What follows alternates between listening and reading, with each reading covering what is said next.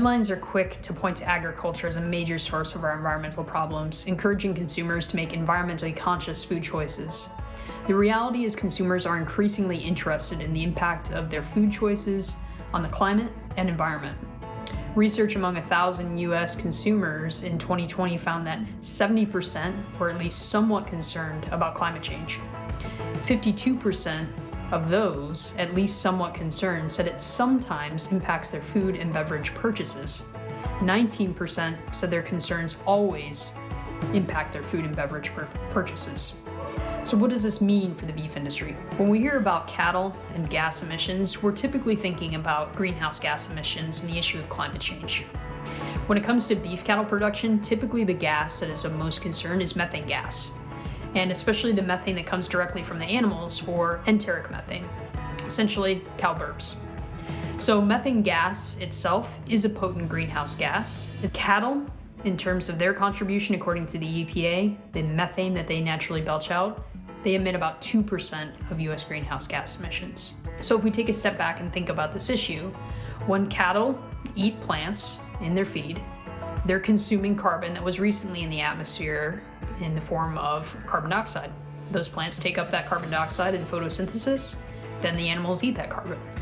A small portion of the carbon that is in plants will be emitted from cattle as methane gas. Methane is 1 carbon and 4 hydrogens. After about 10 or 12 years, that carbon that in the methane will be broken down and will be turned into carbon dioxide. When it's carbon dioxide, it can be taken up by plants again. Hopefully that makes sense. Cattle are a part of a natural biogenic carbon cycle. They're just temporarily transforming this carbon into a higher potency gas. So none of this is to say that methane isn't an important greenhouse gas. It certainly is. And there is a strong incentive to reduce methane emissions. Beef cattle are not a major source of greenhouse gas emissions in the United States. According to the EPA, only 4% of US greenhouse gas emissions come from animal agriculture.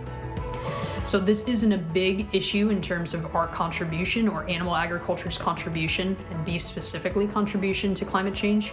However, we do emit greenhouse gas emissions, and so to be a part of that climate solution, we do want to still work and do our part to reduce emissions. That said, beef cattle production and livestock agriculture, agriculture in general, is a more major source of what we call reactive nitrogen emissions.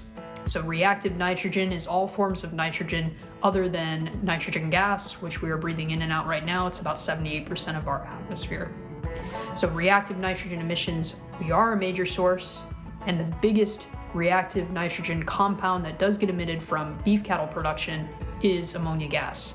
In the United States, according to the EPA, 80% of total ammonia gas emissions in the United States come from agriculture, meaning crop and livestock production together, 80%.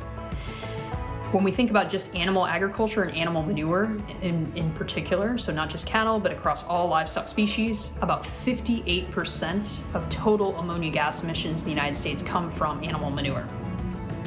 When we zoom in a little further and we think about the beef cattle industry specifically from a life cycle perspective, so including all the emissions that potentially happen during feed production and then all the animal manure throughout the whole life cycle of beef cattle production, about 34% of US ammonia emissions come from beef cattle production. Any opportunity to reduce ammonia gas emissions is a way for the beef industry specifically to get ahead of an environmental issue and to demonstrate good proactive stewardship. Ammonia gas emissions can have impacts on air quality and water quality, but it is not a greenhouse gas. Ammonia gas emissions come from the animal's manure. There's many reasons to care about ammonia gas emissions, but ultimately we can boil it down to 3 main points. The first is environmental sustainability. Good stewardship is just the right thing to do, and ammonia gas emissions represents an air and water quality risk, and this is an opportunity if we can reduce ammonia gas emissions to get ahead of this issue. The second is consumer interest. Consumers are increasingly interested in how the food choices they make, the beverage choices they make, impact the environment. So being able to clearly demonstrate that we are lessening our negative environmental impacts on the environment is a clear benefit.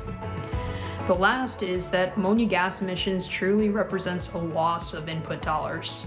It's nitrogen that we have fed animals and we did not either capture it within the animal as saleable beef, or we didn't stabilize it and capture it in manure as a fertilizer source that could be sold or used on crops. It will take collaboration throughout the entire beef supply chain and a commitment to continuous improvement to address these challenges and enhance the sustainability of beef production for generations to come. As a part of Elanco's healthy purpose, we're always looking for ways through our products and our services to support healthier animals, healthier people, and a healthier planet.